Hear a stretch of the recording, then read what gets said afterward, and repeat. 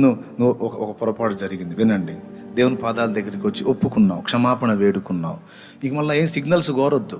నాకేంది, నేను కదలలేదేంది, నేను ఎగరలేదేంది, నాకు ఒళ్ళు పొంగలేదేంది, నన్ను క్షమించలేదేమో, నా మీద ఇంకా పగ పెట్టుకుని ఉన్నాడేమో, నన్ను తేడా అనుకుంటున్నాడేమో, నీ షో చేస్తాను అనుకుంటున్నాడేమో, నాకేంది అసలు ఏ స్పందన రాలేదేంది, క్షమించాడో లేదో, ఇలాంటి ఏవి కోరొద్దు. తప్పవి కోరొద్దు. అట్లా వాక్యాన్ని నమ్ము.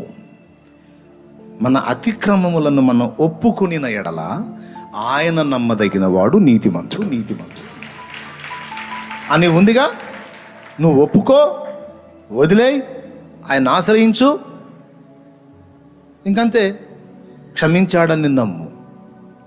పొరపాటు అయిపోయింది, ఇంకా చేయకూడదని తీర్మానం చేసుకున్నావు, హ్యాపీ. ప్రభా ఈసారి క్షమించు, మళ్ళీ ఇంకో 2 సార్లు చేసి అనవుగా నువ్వు దేవుని ముందుకు పోయి, ప్రభా ఇంకొక 5 సార్లు చేసి, స్తోత్రం అయ్యా అనవుగా. బుద్ధి తక్కువ ప్రభా, బుద్ధి తక్కువైంది ప్రభా, ఈ పనికి మళ్ళా ఆలోచనలో తేడా పడ్డా ప్రభా, ఇంకెప్పుడు నా నుండి అలా జరగకుండా జాగ్రత్త పడతానయ్యా, నాకు శక్తి నీ ప్రభా, నీ కృప అయ్యా అని నువ్వు తీర్మానంతోనే వెళ్తావు.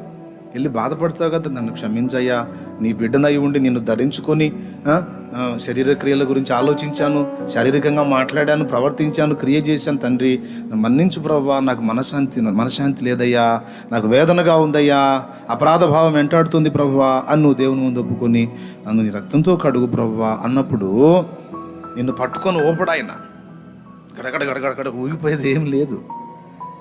స్తోత్రం.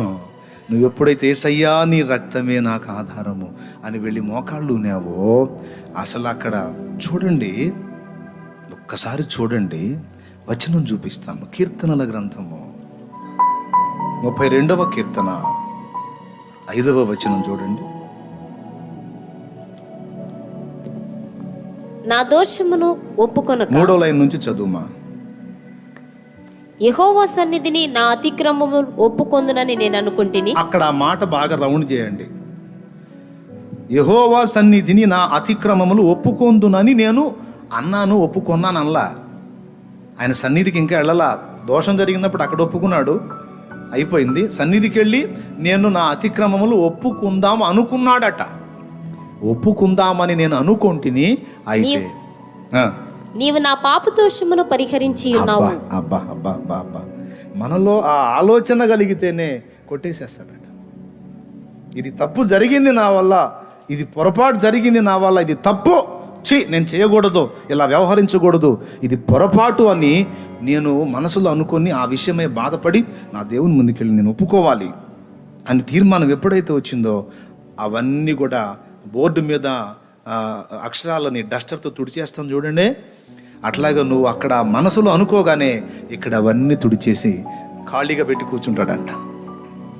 యేసయ్యా నేను దోషిని ప్రభువా అనిపోతే ఏడిసావు, లేపో, దోషి లేదు, నీ ముఖం లేదు, పో.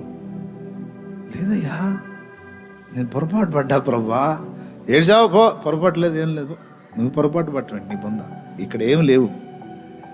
అదేందయ్యా, నిజం ప్రభువా, నేను పొరపాటు పడ్డాను ప్రభువా, తప్పు చేశానయ్యా, పాపం, ఏడిసావు, ఇక్కడ ఏది మరి రాయబడి లేదుగా.